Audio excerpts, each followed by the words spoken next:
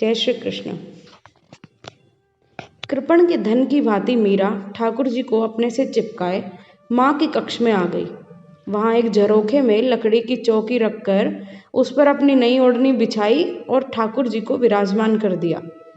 थोड़ी दूर बैठकर उन्हें निहारने लगी। रह रहकर आंखों से आंसू झरने लगे। आज की इस उपलब्धि के आगे मानो सारा जगत तुच्छ हो गया।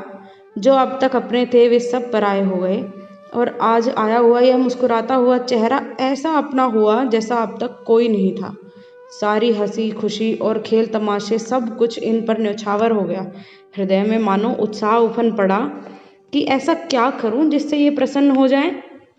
आहा, कैसे देख रहा है मेरी ओर। अरे मुझसे भूल हो गई, तुम तो भगवान हो और मैं आपसे तू तुम कर बात कर रही हूँ। आप कितने अच्छे हैं जो स्वयं कृपा कर दी और उस संत से मेरे पास चले आए। मुझसे कोई भूल हो जाए तो आप रूठना नहीं, बस बता देना। अच्छा बताओ, उन महात्मा की याद तो नहीं आ रही है? वह तो तुम्हें मुझे देते ही रो पड़े थे। मैं तुम्हें अच्छे से रखूंगी, स्नान करवाऊंगी, सुलाऊंगी और ऐसा सजाऊंगी कि सब देखते रह जाएंगे। मैं बाबोसा को कहकर तुम्हारे लिए सुंदर पलंग, तकिए, गद्दी और बढ़िया वागे भी बनवा दूंगी। फिर कभी मैं तुम्हें फुलवारी में और कभी यहाँ के मंदिर चार भुजा नाथ के दर्शन के लिए ले चलूंगी। वे तो सदा ऐसे सजे रहते हैं जैसे अभी अभी बींद बने हों। मीरा ने अपने बाल सरल हृदय से कितनी ही बातें ठाकुर जी का दिल लगाने के लिए कर डाली। न तो उसे कुछ खाने की सुध थी और न किसी काम में मन लगता था। माँ ने ठाकुर जी को देखा तो बोली, क्या अपने ठाकुर जी को भी भूखा रखोगी? चलो उठो, भोग लगाओ और फिर तुम भी प्रसाद पाओ। अरे हाँ, यह बात तो मैं भूल ही गई।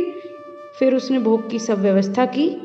दूधा जी का हाथ पकड़ उन्हें अपने ठाकुर जी के दर्शन के लिए लाते मीरा ने उन्हें सब बता दिया। बाबोसा, उन्होंने स्वयं मुझे ठाकुर जी दिए हैं और कहा कि स्वप्न में ठाकुर जी ने कहा कि अब मैं मीरा के पास ही रहूंगा। दूधा जी ने दर्शन कर प्रणाम किया तो बोले, भगवान को लकड़ी की चौकी पर क्यों बिठा रखा है?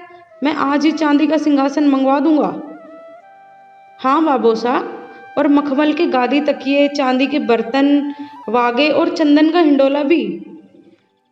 अवश्य बेटा, सब सांझ तक आ जाएगा, दूधा जी ने कहा। पर बाबोसा, मैं उन महात्मा से ठाकुर जी का नाम ही पूछना भूल गई।